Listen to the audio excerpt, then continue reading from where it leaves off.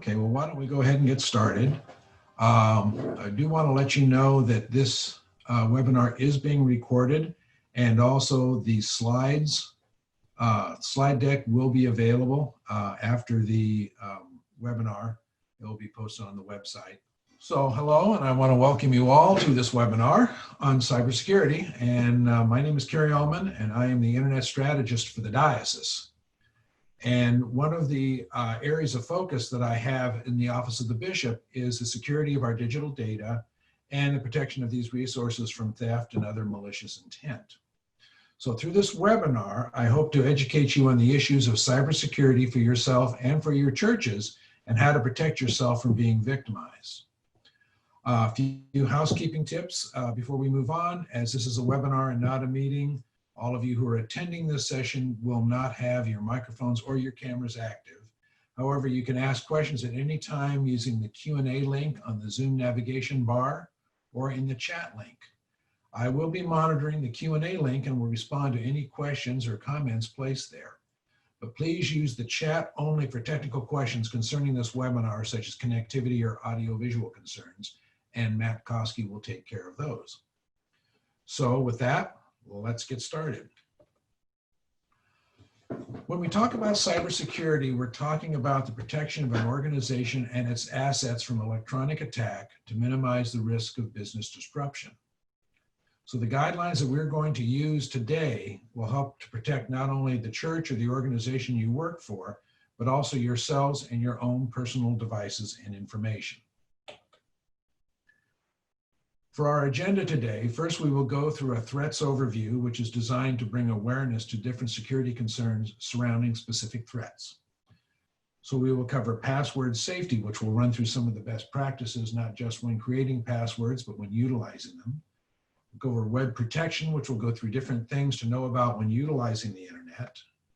We'll talk about email protection, which will focus on email-borne threats and spam. And then finally, we'll finish up with preventative measures. And we want to keep in mind that this webinar that I'll be giving tips and best practices, not only for you to utilize in the business world, but in your home as well. So grab your favorite beverage and let's get started.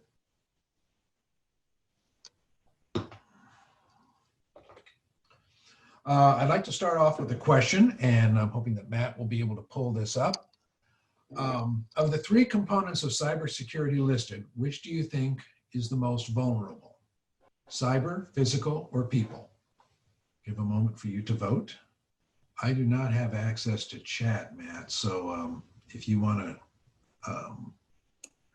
turn on your mic, let me know what the results are. Yeah, it looks like 88% say people, and 13% said cyber. No one's physical. Very good. Well, for all of you who said people, you're absolutely right. Congratulations.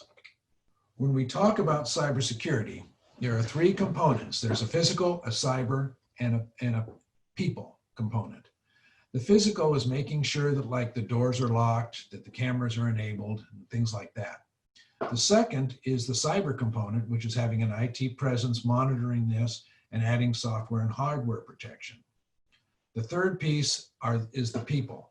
And this is the most vulnerable part of this triad, because the other two parts, the physical and the cyber, are only as successful as the people component doing their part. So the people need to remember to lock the lock, close the door, keep control of the keys, things like that. So when we look at root causes of data breaches, studies done in 2017 suggest that only 47% of data breaches were malicious. 53, or the majority, were not malicious in any way. And when you break down that 53%, 28% of that is human error and 25% is process failure. When you're talking about process failure, you're talking about basically you bought a product and you never got it deployed, or you bought something and you never put it in place, like purchasing a security system but forgetting to arm the security system. Human error is things like lost or stolen devices or not following practical security guidelines.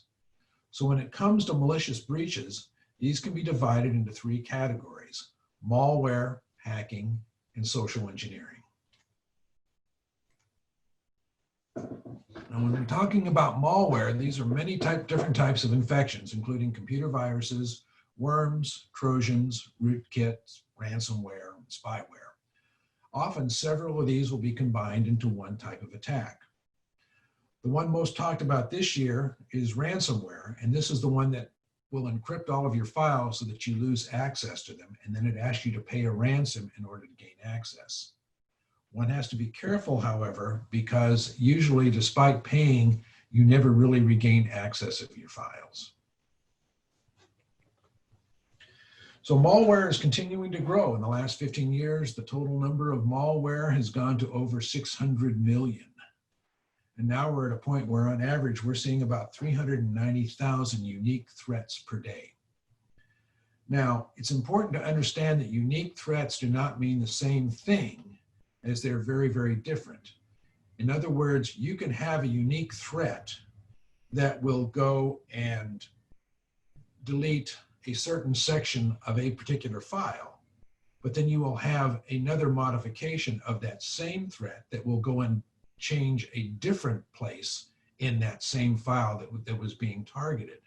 And so that's part of the reason why malware is so difficult to control, is that you think that it's only this, when you see this malware pattern, you say, oh, it's only going to attack this one particular area of this one file, but it turns out that it actually has numerous variants, which are very, very dissimilar and extremely discrete.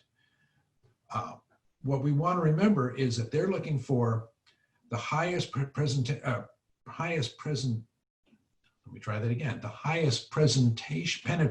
rate. There we go. I can say that.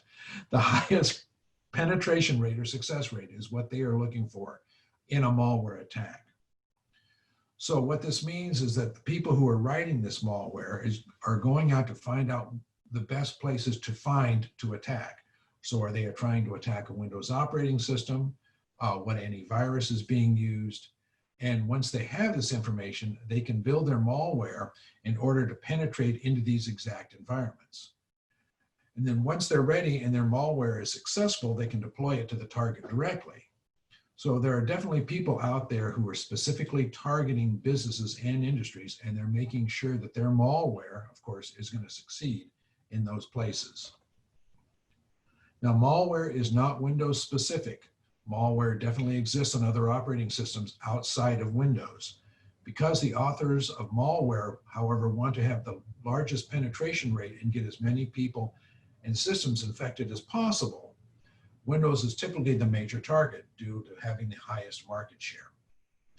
However, when new malware is released into other operating systems, it typically has a pretty high penetration rate as well, because people believe that their Android, their Mac, and their Linux devices are safe without having any endpoint security at all. So when a piece of malware gets deployed to these types of operating systems, they don't have any protection to prevent it from getting onto their system, and they have nothing in place to detect it if their system is infected at all. Then that malware will sit there for a very long time until something starts to run funny, or you're starting to wondering what's going on, and then you put some kind of a program on to find out what's going on with your system, and you find out that you've been having malware issues for several months. Can you get malware on mobile phones? Yes, you can. Mobile phone malware is a growing threat due to the users doing majority of their internet browsing on a cell phone. People are also doing banking, they're doing social media, all on their cell phones, which potentially makes a bigger risk of being infected with malware. Ransomware and screen locking malware is now also a very popular threat to mobile devices. In fact, in 2016, malware targeted Apple's operating systems, and they increased greatly. And one thing that we know about Apple devices is that Apple does not allow vendors to create antivirus for these products. So users must depend on Apple themselves to fix any vulnerabilities or malware that get on their devices. So with all of this talk about malware, how does my computer get infected? Well, some of the most common ways that computers or devices, like cell phones, get infected is clicking on malicious links in email or websites. Another way is if you plug in an unknown flash drive. Sometimes you may have found a flash drive in a parking lot, or you found it in a store, or a friend gave it to you. You pick it up, you take it home, you plug it in, and lots of times people will do this kind of thing on purpose, creating malware, putting them on flash drives to try to get people to infect their own devices. You can also download malware that masquerades as other software. You can go to the internet and you can look for a piece of software that you think it says what it's supposed to do. You click on it, you download it, and then once it gets to your computer, you realize it's a virus. Or you can get an attachment in an email and you open it up because it says that it's a Word document, but it's not really a Word document, and you get a virus. So lots of times malware will pretend to be something else to try to get you to click on it. Now understand also that malware does not necessarily stay on a single computer. At an engineering firm that I used to work for, one of our employees received an email with a virus embedded in a Word document attachment. Once he clicked on that attachment, the virus quickly propagated throughout our entire network and infected every computer on our system. On mobile devices, malicious email links and downloading apps that masquerade as correct apps or good apps or apps that people actually want can infect your device. And one of the most common ways for mobile devices is to get infected is by downloading apps directly from the internet rather than through the official stores such as Google Play or the Apple's App Store.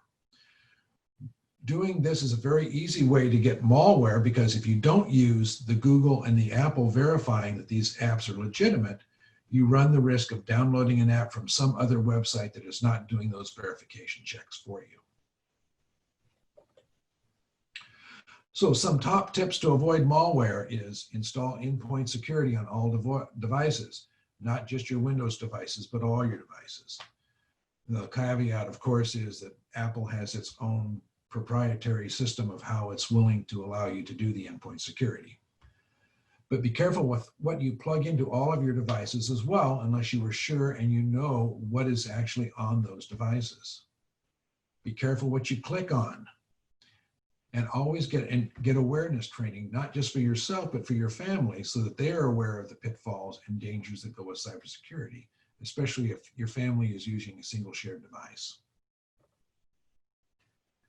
Now, phishing is the act of setting the bait or a trap, casting it out into the wide ocean and hoping that somebody bites. And then you can hook them. And that's why it's called phishing. What it comes down to, it is intentionally trying to deceive someone by posing as somebody else. Traditionally, they'll use a legitimate company name, and typically they will also utilize email by pretending to be a company or service, requesting that you do something, and usually requesting you to do something in an urgent manner.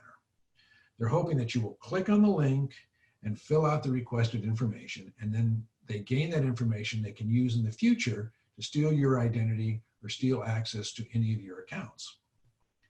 Nowadays, phishing and spam kind of go hand in hand. 54% of all inbound email is spam. The spam types change. Every year, they change from different categories. So for example, now because people are more concerned about their health and the COVID-19 virus, we're actually seeing spam in the healthcare category being the highest amount of spam received. 1 in 20 email messages have malicious content in them. So when you talk to people about spam and phishing emails, they'll all say, well, I don't open emails and I don't know where they come from, and I don't open attachments that come from those emails from unknown senders. Those are the two big things to do to avoid phishing. However, the reality is that what people say and what they do is two different things. Verizon 2016's data breach report showed that 30% of people opened phishing emails, and that's up 7% from the previous year. 12% of the people open attachments, and that's up 1% from the last year. So despite people saying that they don't open these emails and that they don't open attachments, they are. And so phishing and spam are always going to keep getting worse if they can continue to send out an email, a malicious email or a phishing email, and 1 in 3 people are going to open it. Now, there are different types of categories of phishing. And so these are some of the terms you may have heard. Spear phishing targets selected individuals, whereas whaling uses high-ranking people in the organization. And we've already discussed ransomware, which is primarily distributed through phishing. You can also have issues with forgery, which is done by either placing a picture of a legitimate URL over the address bar of a link, or by closing the original address bar and opening up a new one with a legitimate URL. You can also have issues with redirect, where the links appear legitimate, but actually redirect to a victim on the attacker's website. But regardless of any of these types of phishing, the end result's going to be the same. So what we're talking about here with email phishing is that it's a form of social engineering, which we will talk about here in just a moment. But the attacker will send a message which appears to be from someone or something you know, a friend, a coworker, a bank, or a well-known store, something like that. And the message is going to try to entice you to click on a malicious link, opening an infected attachment, or responding to a scam. Malicious attachments or websites will steal information, or they may install a virus or a Trojan horse, or enable other attacks such as ransomware.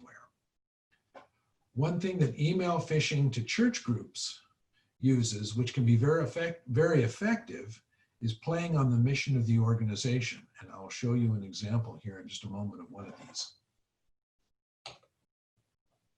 Now, here's an example of a phishing email.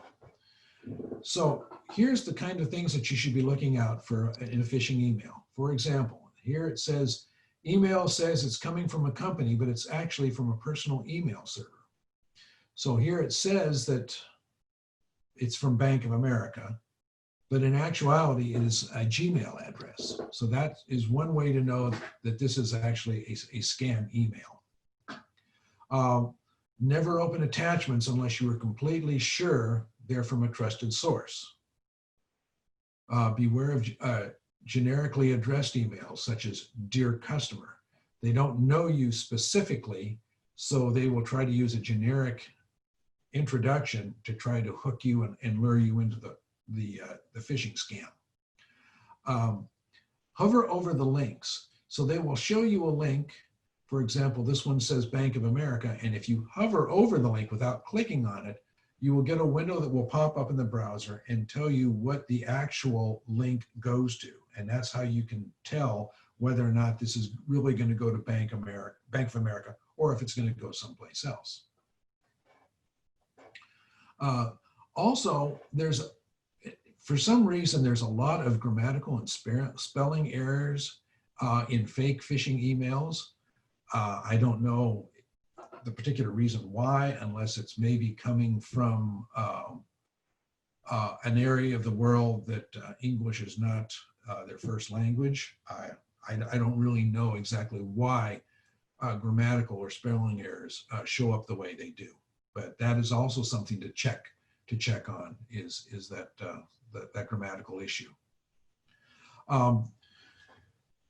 Remember also that financial institutions will never ask for personal information through an email. I mean, that they just will never do that. Here's another example of a phishing email. Again, you can see from the email address that this is not from Amazon.com, as you up here. I'm showing my image here is on the side of the screen. And so I'm not sure that my pointer is actually pointing exactly where it is, but hopefully for you, when you look at the slide, you can see that the area of the address shows that it's not a real address. Another thing that scammers will do is they will put in graphics that make you believe that this is actually a secure site. They will grab images from the company they're trying to present themselves as, such as here is Amazon.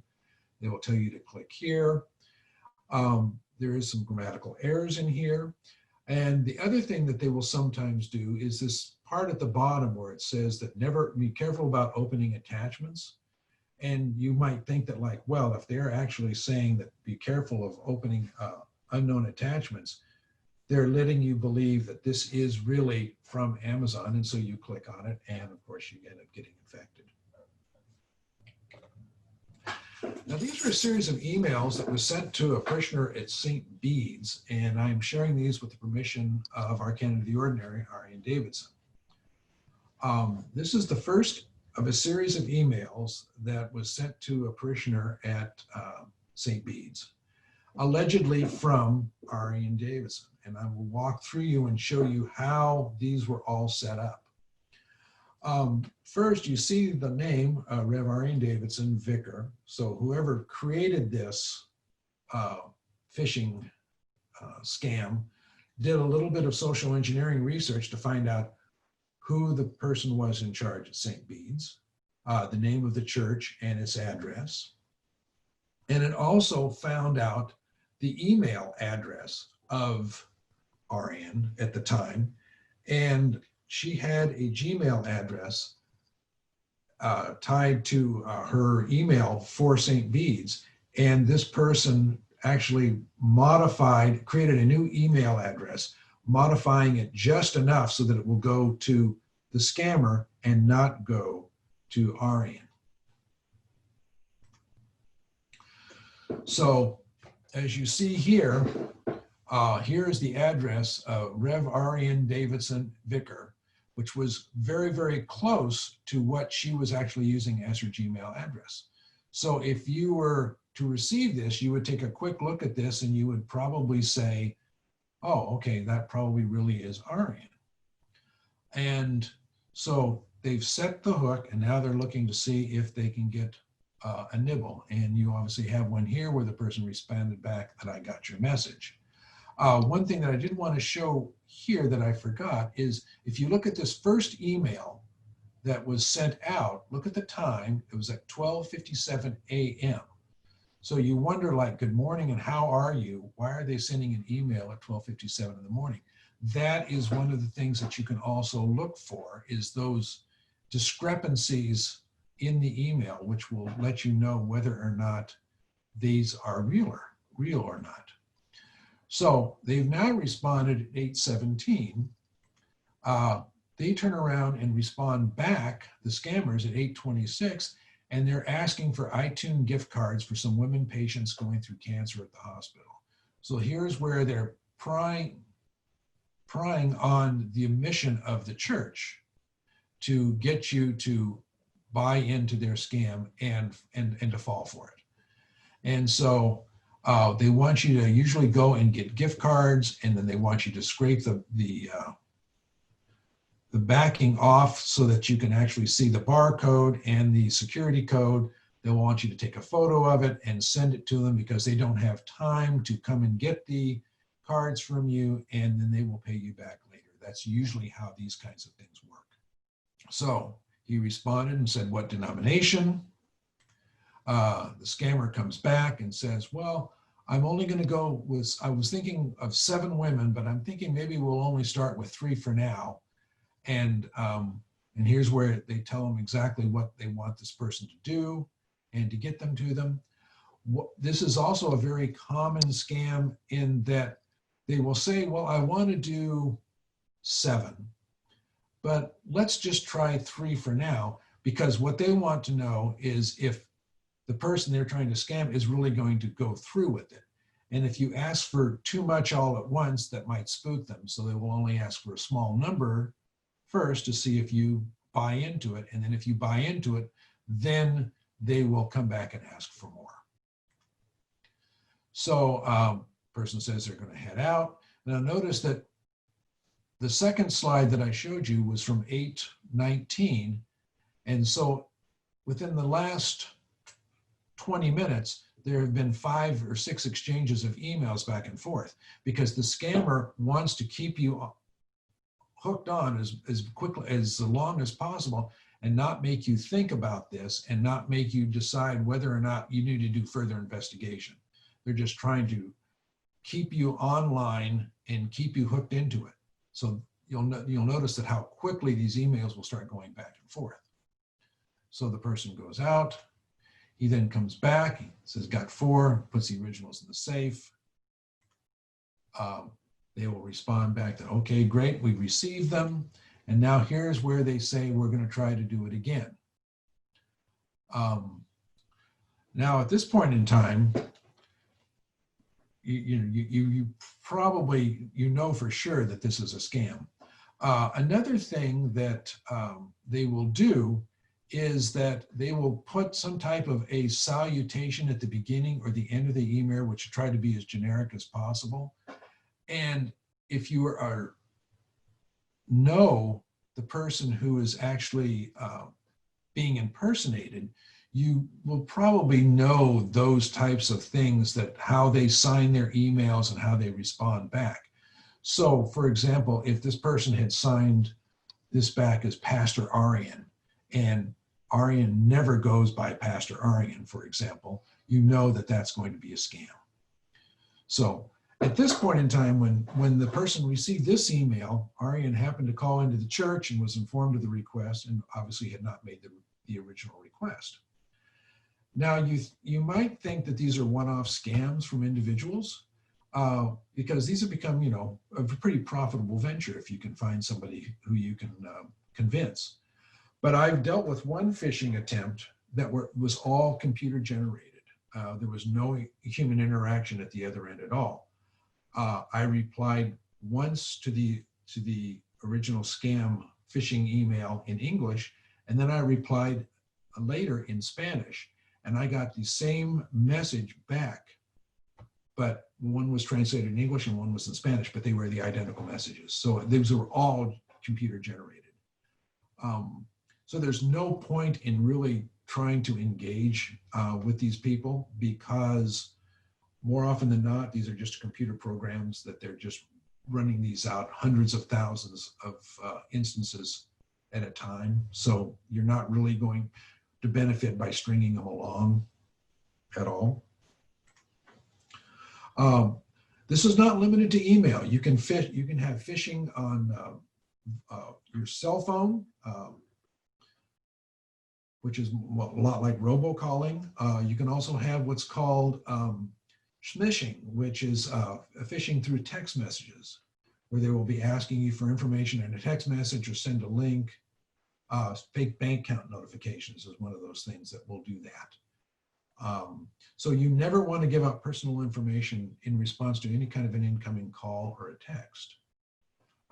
Interestingly, I did read an article where voice phishing, what they will do is that they will ask for a person by name, and they are hoping that the person will answer with, believe it or not, the words yes or no, because they actually record these words at the other end.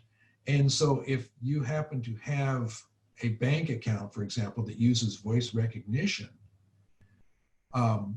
many times the words yes and words no are used for that voice recognition. So if they have recorded those, then they can actually contact your bank and say that you are, for me, for example, they say that this is Kerry Allman, and then they would ask a question. They would play the tape back that's saying yes or saying no, and the voice recognition at the other end would say, okay, I recognize the voice patterns, and would let you into the account. So usually in those types of situations where I don't know who is actually calling, and they will say, is this Kerry? Instead of saying yes or no, I will say, who is it that you're trying to reach? Or something to try to gain more information before I do those basic things that you would think you would do as part of a normal conversation. But in this day and age, you have to actually put one more layer of filtering before you go forward. So when it comes to phishing, some of the top tips are: check out who the email sender really is. Check the email for grammar and spelling mistakes. Mouse over the links to see where it's going to. And if you're ever concerned about the email, don't click on the link, but manually type in the address to see where it really goes. And if you get an email posing as PayPal or Facebook or Amazon and you're not sure it's real, just go to their website and log in and see if they have any messages for you when you log in. It's a much safer way to do it rather than trying to click on the links within the email to find out whether or not this is really legit. Now, social engineering is the manipulation of people into divulging confidential or sensitive information. Most commonly, as we just showed previously, it's done over email, but it's also done over the phone. Look, obviously, the example that we just showed of St. Bede's had the social engineering component in it. It can be a slow gain of information, or it can be an attempt to gain all the information needed at once. An example of this is someone might call the office and ask the question, who's the boss or the CEO? And then they would want to know her email address or maybe their phone number. Now, this attacker has the username as well as the name of the person they need to target, and in order to compromise the business. So any pieces of information they can grab, they'll utilize in future attacks. The last example on the slide, social media games and quizzes are ones that many people really don't think about. Many of these social media games that you have on Facebook and Twitter, those kinds of things and quizzes that you see on these kinds of platforms are actually engineered by hackers to gain information about a person. So for example, the quiz where you enter the information about yourself and send it on to your friends. Information like, what was your first pet's name? Where were you born? What's your mother's maiden name? All of these are variations of security questions that many financial institutions use to verify an account. So if the hacker can get the account number of your bank or insurance policies, they can then use the information from these quizzes to answer the security questions. Now, I'm not saying that all of the quizzes like this are social engineering programs to garner your personal information, but the best advice is just to not play at all. So some of the top tips when it comes to social engineering is to be very careful with the information you disclose and who you disclose that information to. Verify the credentials of all contractors. Do not just go to wherever the uniform looks like. What I'm talking about there is if someone comes to your door who they say that they're from Amazon, if they don't, and we're starting asking questions, if they don't have ID and they just have some shirt that says Amazon on it, that's the kind of thing that I'm talking about there when you're talking about verifying contractors. If you have any doubts on the identity of any of these callers, hang up and call the official company back. So if somebody says they are calling from Amazon, for example, hang up and call Amazon and say, hey, this is, someone contacted me directly and I want to verify that this is reality. So if someone calls saying they're from a credit card company or they're calling from a vacation resort, or someone says that they're lost or they're out of money in another country or need funds transferred or wired, you should always try to call the original person who they say they are back to see if it's really who they are and what they want. We have had instances in the past at D House where someone contacted us and wanted a wire transfer in the name of the bishop. And when we contacted the bishop, he of course said, no, I have never asked for a wire transfer for this. So on password safety, it's the next issue we're going to be talking about. There are two websites that I would highly recommend to you to check out at your leisure. One is https howsecureismypassword.net. And what this is this is a website that tests the strength of your password. Passwords are becoming more and more important as far as being secure. The old days of, I think my password with a capital P, or, password replacing the letters S with the number 5. Those are very, very common. And while a lot of people will think that they're going to be more secure, these are common password variations that programs will use to see if they can break into your system. So the nice thing about how secure my password is that this is actually a site from a password management company. to help you to determine how secure your password is. So they do not save them at all, but it gives you an idea of how long it would take to hack that password. And it's really fascinating to see how long or how short something will take. One of the things that they will talk about is that if you are using lowercase letters, that means that each letter in your password has 26 possibilities because there are 26 letters of the alphabet, lowercase. So it'd be 1 times 26. If you have a two-letter password, it's 26 times 26. And then 3-letter password is 26, 26, 26, and on and on and on and on and on. Well, if you add an uppercase letter, you're now changing from 26 possibilities to 52 possibilities.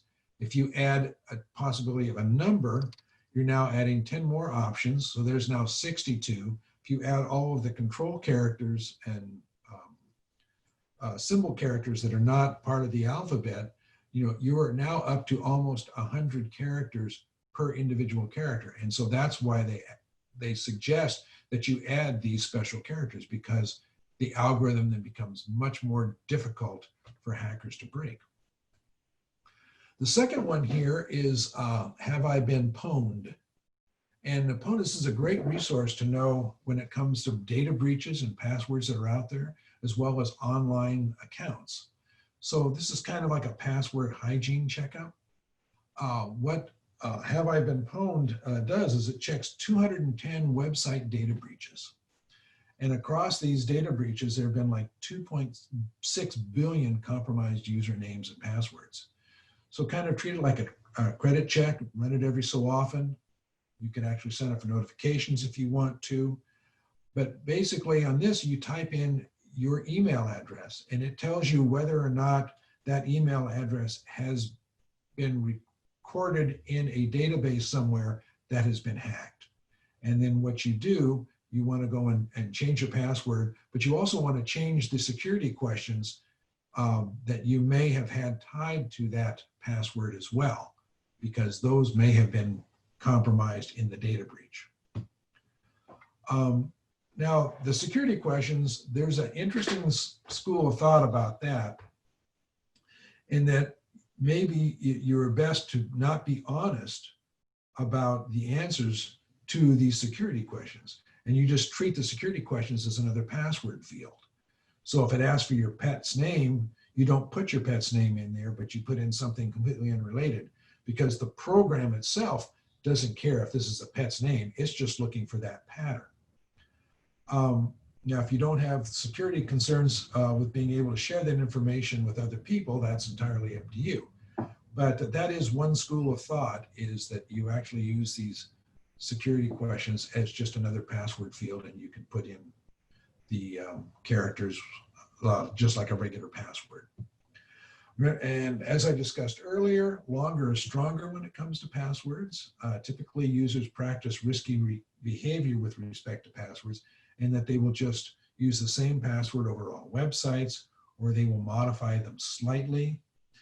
But hackers can, once they find out what one password is, they will try that same password or a small variant of that password over numerous accounts to see if they can break into your system, break into your information. Remember that your bank is on the internet, your social media accounts are on the internet, email, everything is going to go through usually your email address and through these passwords. So once they gain access to your passwords, they can really ruin your life by changing them, sending emails to people looking for, phishing for more information or phishing for money, and accessing accounts that you don't want them to use.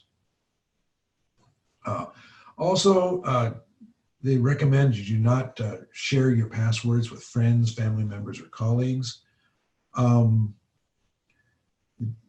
might think that they're never going to use them, but it's really better safe than sorry in this regard. One of the things that you can also do to protect your passwords is multi-factor authentication. And what this is also known as two-factor authentication, or 2FA. And so in standard username and password practice, you enter your username, you enter your password, and then you press enter and it logs you into whatever system you're trying to log into. What two-factor authentication does is it utilizes two other elements, something that the user knows, which is your password, but something also that the user has. And this is typically like your mobile phone or what's called a hardware token. So when you use these in combination, it provides enhanced security for data access. So with two-factor authentication, you can enter your username, you enter your password, you hit enter, and then you look at your phone and it gives you a code and you put in that code and then that gets you back into the system. Now, no one has the ability to break into the account unless they know obviously your username, your password, and they have access to your cell phone. So it's really a nice extra layer of security. And now lots of businesses are adopting two-factor authentication. But most personal websites like email, social media, and banking websites are already moving to this two-factor authentication. So you may have already experienced this to some extent. And it may be something that you might want to think about implementing on other sites if they give you that option. One of the things that two-factor authentication solves is for the problem of data breaches for weak and stolen passwords is because you can't leverage those weak passwords if you don't have the two-factor authentication. So they might have your password, but they also need your phone. So that's part of the reason why businesses are the ones who are trying to incorporate this two-factor authentication, is to protect not only your data, but to protect themselves. The other option is you might want to look at a password manager, which is a basically password manager or a password locker, which remembers your passwords and keeps them in a secure place. What they do is you have a single master password that you enter in, which then opens up the locker, which gives you all the list of all of your other passwords. Now, all of the passwords, you can put anything you want in the password manager, but what it's mostly used for is that when you go to start a web session and you need to type in a password to be able to go to a particular website or use some web-based functionality, it pulls that password out of the master password file. So you can also save your passwords for something that's not web-based in these programs, but the big point of using these password lockers is the ability to log into websites very easily. Now, password managers are very safe because of what they call a zero-knowledge security model. The data is stored in three different places: the encrypted user's data, the user's password to log on, the master password, and then they have encryption keys as well. And these are in three different places. So the hacker would have to get past the defenses in all three of these repositories to gain access to your information. So top tips for password security: utilize unique passwords across all of your websites and applications. Enable and utilize two-factor authentications on all websites that allow it, or use a password locker. And if data breach does occur, make sure that you fully change your password and not just the number on the symbol, such as if you have a password elephant with a capital E and an @ sign for the A, you don't add just the number 1 at the end of that, and then later you replace the 1 with the 2. You actually want to change it to a completely unique password. Internet protection. The internet is very large and there's lots of different components that come with internet protection. So we'll cover search engine safety, and then we'll also talk about HTTPS. We'll talk about public Wi-Fi, and then finally we'll talk about the Internet of Things and what you need to know about those and what security you need to put in place.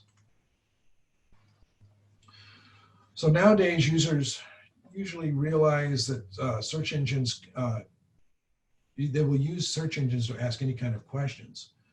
And so they're typing in questions on how to do their job. What's this formula?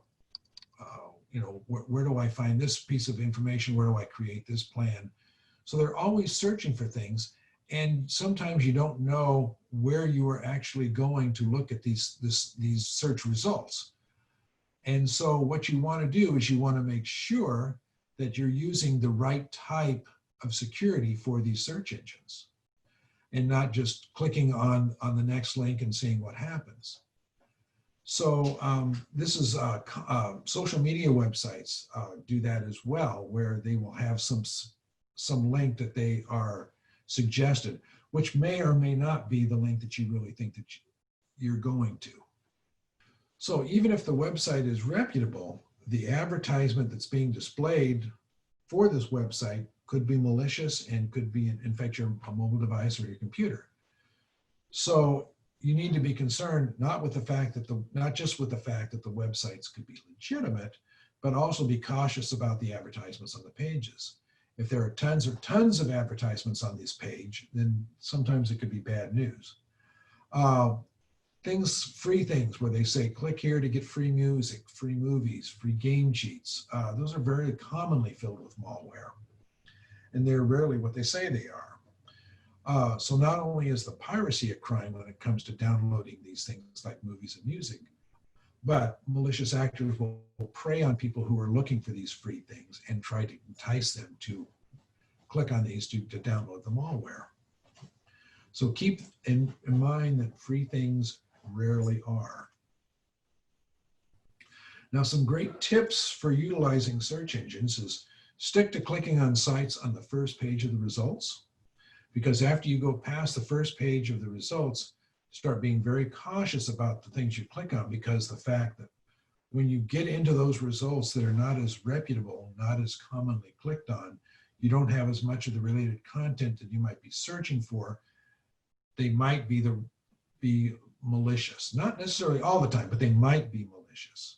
So you want to be careful when clicking on non-name recognizable sites. If it's not a big name, be careful where you're clicking because you don't know where it's taking you. And again, be careful of things that might be described as free, because it could probably very well be malware. HTTPS stands for Hypertext Transport Protocol Secured, otherwise known as Secured Internet. This is the secured version of HTTP. It's typically noted by displaying a green lock on the web URL to show you that this is actually a secured site. So what it does is it guarantees that when that lock is green, that you know that the traffic being sent from you and coming back from the website is secure and no one can break in and read that information. So no sensitive information should be typed into a page that's not secured by HTTPS. If there's a page requesting your information, like your phone number, your email, or credit cards, or social security number, or things like that, make sure that the website is secured by HTTPS before you type any of that information. Because once you do, and it's not secure, you don't know where that information may actually be going. Most browsers now are actually letting you know when a website is reputable because of that little lock that you see. They'll also tell you when the pages are non-secure, they might pop up a window that says that this is not a secure site. So that is another way to help mitigate whether or not you should put sensitive information into a particular web page. Top tips when you go to this, be careful of entering sensitive information, and of course make sure that the website's reputable, especially before entering things like credit card information. Public Wi-Fi. Now, public Wi-Fi is a non-secure or non-password protected network that users usually can connect to for free. So usually they'll have public Wi-Fi's in hotels, restaurants, bars, places like that. It's a way that you can get onto the internet so that you can surf the internet on your phone or on your laptops without having to use your data limit on your cell phone, for example, if you're going through your cell phone. But what you need to know when it comes to these public Wi-Fi's is not to assume that the network named library on this public Wi-Fi is actually a wireless network for the public library. Lots of times, hackers will try to go and set up a Wi-Fi hotspot at a library, and then they will label it the public library, or if it's a hotel, the hotel. And then these people are hopping onto there thinking that these are legitimate network, but they're actually sending sensitive information over them because they don't realize that these are actually fake sites. So it's very important to verify with the business owner the name of the network. So if you go into a restaurant and you need to use the Wi-Fi, find out from the owner or from the staff if they have a Wi-Fi and what is the name of the Wi-Fi associated with their particular organization. Public Wi-Fi, because of its very nature, it's considered a public service. It's very insecure. So you have to treat every public Wi-Fi connection as compromised or unsafe. So that means that you should not put any sensitive data on your device that you're using to gain internet access, because it can be intercepted by somebody else in the network. They could actually steal your passwords. So you don't want to use public Wi-Fi for sensitive data or sensitive information. If you're going to do that, then you probably should use your cell phone and use the cell phone service. So use your data plan if you're with T-Mobile or AT&T or Verizon. So verify the Wi-Fi name of the business owner prior to connecting. We talked about that. If you do use public Wi-Fi, use a VPN to try to connect to your work or your home network. VPN basically is a secure tunnel to your home or your work network from your device, and it is a much more secure solution. Having antivirus, anti-malware, and endpoint security will also help cyber attacks from happening if they should ever have to get onto your system. Internet of Things. Okay, you may have heard about the Internet of Things, sometimes called IoT. The Internet of Things is basically any non-traditional device that has been connected to the internet. So it's not necessarily computers, tablets, or cell phones. It could be a thermostat, it could be a camera, it could be a security system, it could be a baby monitor. So whatever they do is that they provide an extra convenience for you. That's what these Internet of Things devices do. So while these things are all very convenient, they also open up a security hole, because your camera could be accessed via the internet. Your thermometer can be accessed via the internet. So not only can you access it, but there's the potential that somebody else could access it as well. So if you can connect to it anywhere, that means that anyone, if they simply guess your password, they can connect to it as well. So you have to be very careful in those regards.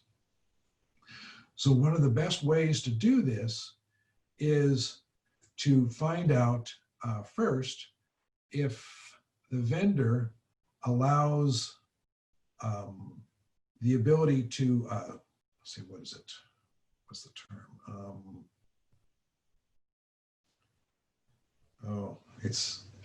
I'm blanking now, sorry. If I remember the term, I will come back to it. But you want to keep these devices up to date. That was the other point I wanted to make, is that you want to make sure they have the latest software version, because all of the latest software updates usually are not fixing bugs so much as they're fixing security holes. And so this is the same as like with your computer. Always, patch and update your software. Now, routers, which is how that is the device that you get the internet into your house or into your work, these are the first line of defense that you want to use to protect the IoT devices from exploitation in your network. So you want to make sure that your router has the latest firmware and has the latest software updates. And you also want to change the wireless password when you get it, because sometimes the out-of-box router, the password will be something very simple like admin and password, with a capital P. So you want to change that because you don't want hackers being able to log on to your router and then being able to copy your data or get your passwords or anything like that. Because if they gain access to your router, they can see all the other devices on your network. They can divide and they can figure out which devices they can take over, which they can utilize for their benefit. And so this is why you want to make sure that those two things are done. You change the password and you make sure that the software is up to date. So change the default names and passwords on the routers. We talked about that. There are, I remember now what I was going to remember. Sometimes some of these internet devices have web features. And if you don't need those particular web features, you can just disable them. The web features, like, give you a, for example, a camera, has the ability to access the internet. Your digital camera. Well, if you don't need your digital camera to access the internet, that's considered a web feature, then disable it, because that's one more way that somebody could conceivably get into your camera. And then, of course, keep your devices up to date with software. Email protection. We've covered a lot of this already. See, what do I want to talk about here? It's the most, you want to make sure that, the password reset, you actually want to make sure that it's actually going to where you think it is. So if you press the password reset button, and it'll send you an SS that says, did you reset your password? Did you attempt to reset your password? Then you just click, and so it's really nice to give you the easy ability to reset your password if you need to. But there are other things that you want to check. You should get a secondary email saying, did you attempt to change your password? Which is usually a way of knowing that this is actually working the way you're expecting. Also, two-factor authentication is also a great way to protect your email from being compromised.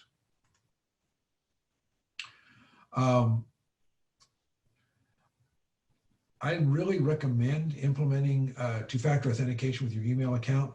And a lot of places it's being done by default. I know my Yahoo account now has two-factor authentication, that if I ever log in from a different location, it will actually pop up and want to send a notification to my phone to make sure that I'm really trying to log into my email account from this device. So this is really a nice feature to use, and I would recommend that. Another thing you can do for two-factor authentication email is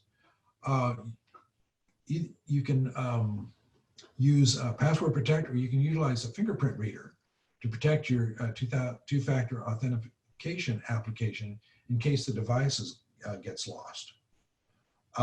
And so that would be a really good solution, because if they know your password, they have to have your fingerprint, the hackers. So it's another level of security. If there is any option that says you can enable two-factor authentication with a text message, try to use some type of a mobile application instead, so that you want the text two-factor authentication actually pushed out to that device instead of over a regular text message, because it is a little more secure. The reason for that is if you do it through a text message, one of the things that you can do is if they get your phone and they don't have your password or your fingerprint, they can actually take out the SIM card out of your phone, put it into another phone, which now becomes that phone number. They know the password to this new phone number, and the text message comes to that device, and then they're able to get in. So that's why using an app works very nicely in this regard.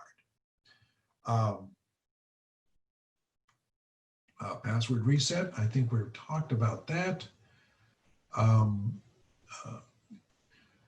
You want to make sure that sometimes it will ask security questions.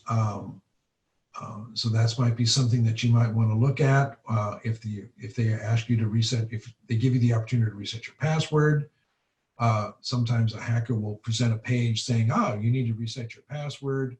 And then they will try to capture that, what you think you're resetting your password to, when it really doesn't quite work the way that you thought.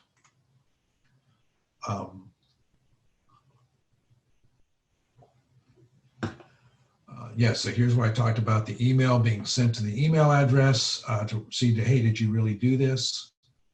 And then you monitor these emails and contact the vendor directly if you did not initiate any of this yourself. So there is a monitoring component on your end that you will need to do. For password resets, of course, you always, if you do have to reset your password, use a strong one, and try to use security questions if they give you that option. And then monitor any attempted password resets on your account for any type of fraudulent activity. Just like what you would do on your credit card statements. You want to monitor these to make sure that everything is okay. Spam protection. Everybody gets spam, then spam will always slip through the cracks. At the Diocesan, we have an extremely tight anti-spam program for our email that sometimes blocks email that we really are expecting to get, but it is also blocking a whole lot of email that we don't want. But then there will also periodically be times where like a spam will get through, and that's just something that will happen. One thing that a general statement of fact is that cybersecurity is actually a defensive game. For cybersecurity, you're never on the offensive. You're always trying to prevent somebody coming in. You're not able to proactively create some scenario where hackers never thought about this, and so they would never, so that you've blocked any attempt for them to get into your stuff. So it's always defensive. So that's why all of these things that I've talked about are things that you do in some ways as a defensive way to solve this type of cybersecurity. And you're always going to have to be on the defensive on it. That's just the nature of the game. Never open spam emails, even if you think there's funny content to see inside or things like that. We use Outlook at the Diocesan, and one of the things that you can do in Outlook is that you can actually have a preview window where the email will pop up and you can see it in the preview window. The nice thing about this functionality is that you might see something in your email stream where this looks like a legitimate subject that you might want to look at. But if you open the email, sometimes that might actually start the process of putting in a malware, or it starts to attack your system. If you use a preview window, it will allow you to look at the email without actually clicking on it to open it, which is what malware is expecting you to do, is to click on something to initiate the process. Never respond to spam emails, just delete them. When you are signing up for contests or entering websites, be careful about using an email address. I try to use one email address only for these, and invariably it will end up getting compromised. The email address will get compromised, but that's the only one that I will use. So that's something to think about there. When posting your email to a public website, you can always put things like, here the example of Ben with at eset.com, so that the human can read this and see that that's the email address. But spammers will actually write programs called web bots that will go out and harvest email addresses and then be sent back to the spammer, and then he uses those email addresses to send the spam out. So if you actually post things like Ben with, at eset.com, for example, those cannot be picked up by web bots. So that's another level of security there. Some tips for spam protection: utilize a different provider or a third-party product if necessary, which is those spam filters that I talked about earlier. Never click, open, or respond to spam messages, and try to keep the format simple enough that a human can read, but a web bot can't. Attachments. Never click on an attachment that you're not familiar with or from an unknown source, because a lot of times attachments are the most common way to get viruses in email. And so it might look like a document, might look like an Excel file, but it may contain a virus. So you need to remember that. And so don't download an attachment if you don't know specifically where it came from and who sent it. Never open attachments from unknown senders. We've talked about that. If you see something that's questionable, send it to your IT department for verification, or call them and just say, hey, I'm receiving this kind of email. What do you know about it? Those are always good things to do. Never open, okay, so I think we've talked about that. Preventative measures. Okay, these are just general things to think about. Use antivirus software. Don't use admin accounts for general computer work. Your computer has the ability to be an administrator or not an administrator. So you should actually, when you're just doing regular work on your computer, log in the non-admin account version of that, of the account. Stay up to date, patch all of your software, only install applications from trusted sources, and don't leave your computer unattended and lock the screen. That certainly is true in a work environment, because you don't know if someone's going to come by your office or your cubicle or whatever, and you're not at your desk, but your computer is not locked, so they can actually go in and read what might be on the screen, or they could go in and they can install some kind of a tracking software or something like that. So you always want to lock the screen when you're going to step away from your desk for any period of time. In the Windows environment, if you hold down the Windows key, which is between the Alt key and the Control key on your keyboard, and then the letter L, that automatically locks your computer screen, and then you need Control Alt Delete to log back in.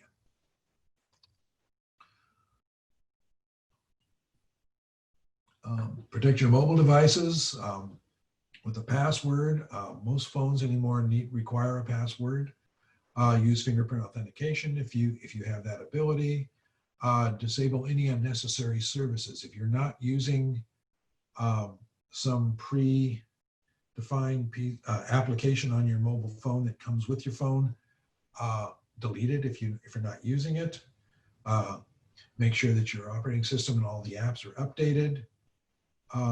You can enable find your phone features. Apple has that feature where you can actually say, I've lost my phone, where is it? And it will use GPS to find it. We've talked about the dangers of public Wi-Fi, and of course, obviously don't leave your devices unattended. When I was putting this thing together earlier, I happened to find an article in AARP about essential rules for self-protection. So this is my shout out to AARP for their essential rules, which is very nice. Opt for electronic statements. The reason for that is that getting paper statements will come into the mail. Mail fraud is still a very lucrative thing. So they can break into your mailbox and they can steal these statements and they can get your account information. So having electronic statements minimizes that problem. Buy a shredder. Shredders are very, very inexpensive. I highly recommend them so that whatever paper statements, for example, you are getting, you don't just throw them in the trash, because there are people who go through the trash looking for information. But if you have a shredder, you can shred that information, and then it makes it much more difficult for someone to gain the information. I would certainly recommend a shredder that uses a diamond cut as opposed to just strips, because if you saw the movie Argo, where they were talking about the Iranian hostages in 1979, one of the things they did was they went through the shredded paper at the embassy, and then they had all of the school children taking these strips of paper and trying to match them up to recreate them. A diamond shredder obviously is, or diamond cutter is obviously going to make it much more difficult. Freeze your credit report. There are 3 credit reporting agencies, Equifax, Experian, and TransUnion. You can contact each of them and freeze your credit report. And what that allows you to do is that no one can get a credit card or take out a loan or any other financial transaction like that. Because if your credit report is frozen, then they can't get that information to verify whether or not they should allow those things to happen. So that's why you want to freeze them. You can obviously unfreeze them at any time. So if you need to go out and purchase a car and you're going to have to take out a loan for the car, you can unfreeze your credit report, go down, buy the car, and then after you get all that taken care of, you can freeze the report back up again. Don't enter sweepstakes. Those are just ways for scammers to get information from you. Don't give out your social security number. One of the things I found very interesting is that a lot of places will ask for the last 4 digits of your social security number, which is fairly common. I have had an instance where someone called and they wanted to verify who I was. They said, can you give us your first 5 digits of your social security number? Well, if they already know the last 4 digits of my social security number because they've hacked into some database, then they call and ask me for the first 5 numbers. They now have my entire social security number. Credit card versus debit cards. I think what they were talking about here is that a debit card is an instant transaction. It immediately takes the money out of your bank account, whereas the credit card sits there in a little bit of a stasis until you pay for it. And so it's actually on the credit card actually sends out the money. So if you find there's a fraudulent issue, you can actually go through the credit card and have them help you figure it out. Whereas here in the debit card, you're trying to get the money back to put back into your account, but you haven't actually spent the money yet in the credit card. Use mobile payments if you can. Again, not using the mail or using automatic payments. Those are actually more secure. The National Do Not Call Register, those are for telemarketers. You can actually have your phone put on a National Do Not Call registry. So that's that. Let's see, what else have I got here? Oh, don't answer any unrecognized calls. Be prepared to hang up. We've talked about the be wary of public Wi-Fi. Watch what you share. Don't reveal your location. That's the kind of thing where, for example, my neighbor went on a vacation and posted on Facebook that we're on a wonderful vacation. Here we are, at our first stop at, somewhere in Eastern Washington. And they suddenly realized that they're telling people that oh, we're not at home right now. So they quickly posted something else on their Facebook page after they posted that, hey, we're not at home, we're actually here, and on our start of our trip, where they actually posted, and we want to thank Bob, who is staying at our house and watching, 24/7 and watching to make sure that nobody breaks in. So yeah, don't reveal your location. Don't fall for fear-based scams. A lot of that they're counting on you to panic and to fall victim to that. And don't respond to scam recovery pitches, because a lot of times they're just trying to get some quick money and they never actually follow through with the recovery. So that is my presentation for now. And so I will see if there's any questions. I either did a really great job or you've all gone to sleep, because there are no questions right now. Kerry, there's a couple questions in the chat. Oh, in the chat, okay. Is there one two-factor authentication number that goes to everyone, or does one set up individually for each site? So it will be different for each site. Wow,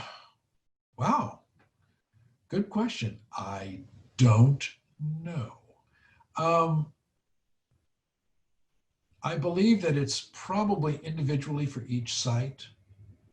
Usually what you might be able to do, and I've never used this, but you can get a two-factor authentication app, which is what I talked about earlier. And you may be able to program that app that this is the app that I want to get the authentication from these sites. I would think that would be part of how the two-factor authentication app would work, is that you actually put in the list of places that you would do that. I hope that answered your question. So Outlook will allow us to do 2FA. Yes, it will. If you, for those of you on staff, if you would like me to set that up, I can set that up to do two-factor authentication. It's actually by user, so it's not a blanket thing. It's not like I would turn on two-factor authentication for everyone, but I have the ability to do individual ones. So that's something that we can certainly do. Okay, will this presentation be available to view again? It will be. It is being recorded, and also the slide deck will be available. It will be ready within the next few days. There's usually a 3 to 5 day turnaround where we clean up the recording and post it. Do you know what it means if "have I been pwned" returns your request has been forbidden? No, that's a new one.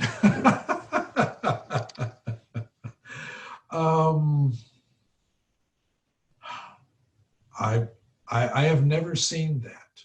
I have never seen that solution. "Have I been pwned" is actually sponsored by one of the password managers called LastPass. So it might be interesting to go to LastPass and see if they have any information on that. But no, I've never seen a request having been forbidden. That's very, very interesting. Do you know the name of a two-factor authentication app?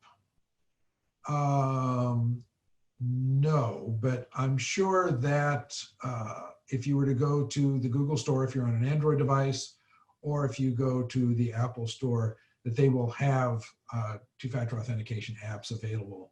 And of course, those have already been vetted by both stores. So you know that they are going to be fairly reliable. So then you just look and see what the reviews are of the people who are using them, and then make your choice there. Can more than one person access it?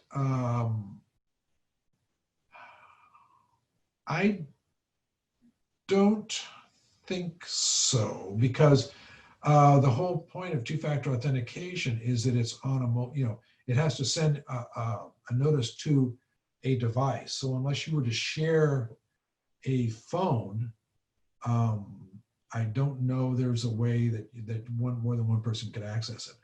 I know that we have like my home system. We have a couple of two-factor authentications where it's actually registered through my wife's email and phone number. And so there will be times where I will have to contact my wife and say, hey, I need to get into this, and it's going to ask for the two-factor authentication. Can you tell me what the code is so that I can type it in so that I can go on? So that might be one way to work around that. But I'm not sure that there's a way that you can do that on one device. Could they use the church email if they both have access to that? Possibly. Yeah, that might be a solution. Because then it would go, well, the email would, but it would still have to be tied to somebody's cell phone. So there might be a problem there. That's the whole thing, is the two-factor authentication is usually set up so that it's a one-to-one thing. It's not a one-to-many thing. Have I tried contacting the Do Not Call registry? The last time I inquired, they required a social security number. I have not used it in a while. And I'm surprised that they're asking for a social security number. I would think that you should just be asking for a, just the phone number. The number I have for that Do Not Call is 888-382-1222. Or you can actually also do it through Do Not Call, one word, all no underscore, .gov. So you might want to try that and see if that will be a better solution for you.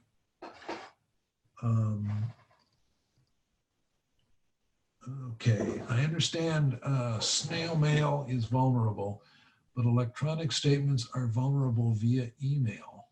Right.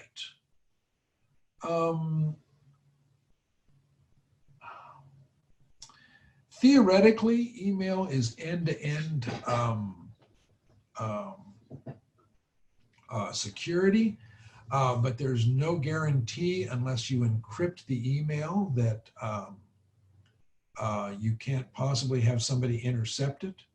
I don't think they could necessarily copy the email, but they could certainly maybe look at it.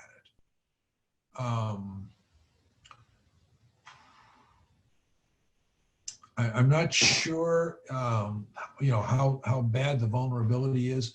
In all of the work that I did looking up this stuff and preparing for this thing, nobody had said anything about the vulnerability of electronic statements.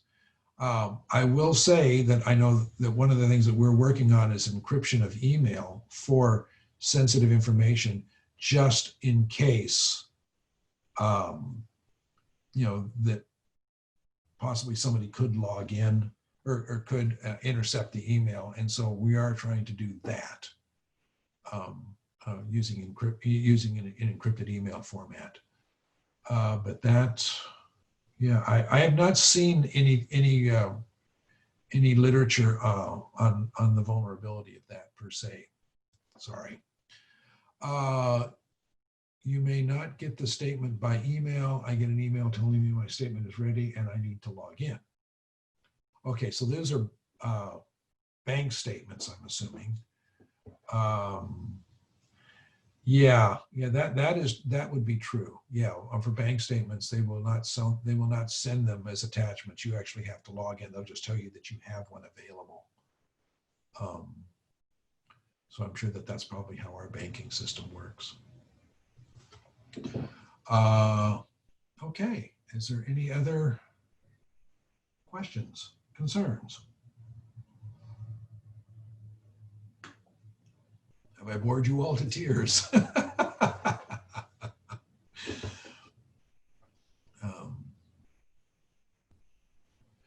And I mean, I realize that cybersecurity is something that's very,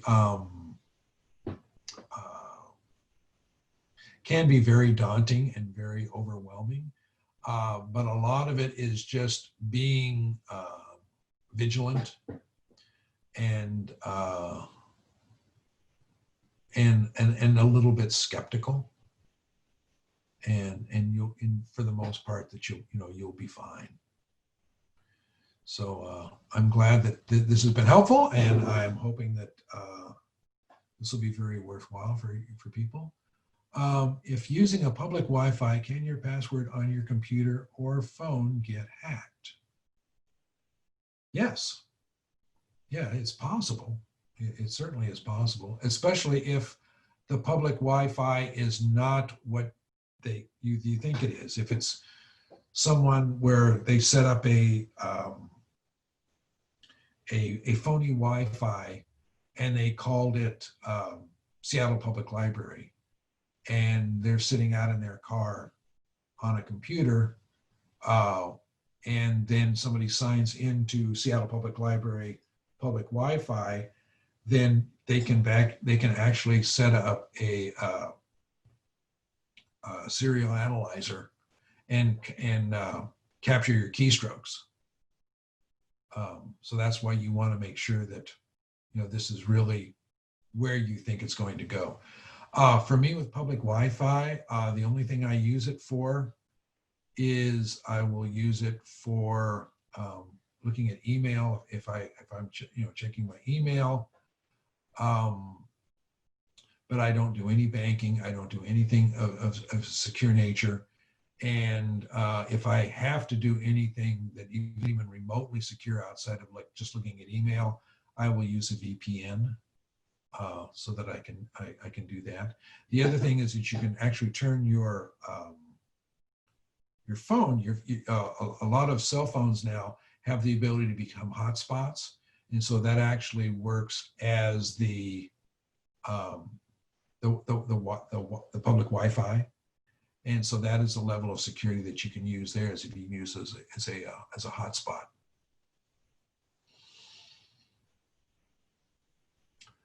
Okay. Oh, okay. So we download bank statements, but then need to send them out to various individuals. If you are if you are emailing them as attachments to individuals within your domain, you're pretty safe that it will stay within the domain. So for example, if somebody with an ecww.org email account is going to email me a bank statement, like the bank statements that Lori sends out, which actually are sent out as a fax. But since those are coming from an ecww.org account and going to somebody with an ecww account, those are going to be fairly secure because you've never left the network, and where everything is behind the firewall. For people like Houston and St. Andrew's House, I would say it would probably be a good idea to encrypt them, and put them in an encrypted email, because even if they don't have encryption at their end, they will get a link which says, to click here and enter this password, and so it's very secure on the other end for them to be able to get to it. I do hope that I'm going to get the encryption problem that we've run into here in the last couple of days and get that resolved here later this afternoon. But that would be what I would do for the bank statements for Houston and for St. Andrews houses. I would attach them and then encrypt the email and send it to them. That would be the best way to go. Okay, anyone else?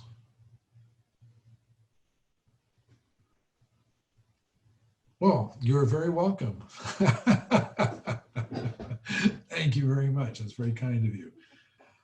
Well, I guess if there are no other questions, then I guess we can sign off.